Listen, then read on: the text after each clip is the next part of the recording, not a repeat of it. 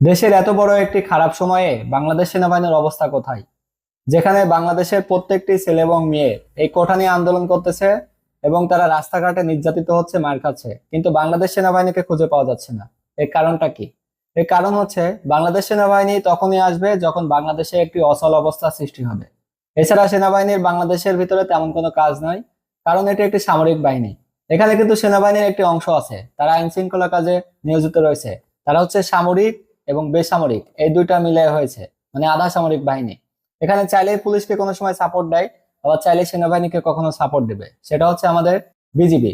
বাংলাদেশের যে কোনো একটি খারাপ অবস্থার সময় বিজিবি সবার আগে থাকে, কারণ এটি কিন্তু সেনাবাহিনীর একটি অংশ। এই সেনাবাহিনীর অফিসার দ্বারা বিজিবি পরিচালিত। সেহেতু যখন দেখা যাবে এই বিজিবি কোনো দায়িত্ব পালন করতে অক্ষম হয়ে যাবে, ঠিক ওই সময় দায়িত্ব দিবে সেনাবাহিনীকে। তখন সেনাবাহিনী দা রিয়েল হিরো, বাংলাদেশের এই আইন শৃঙ্খলা ব্যবস্থা নিয়ন্ত্রণ করবে এবং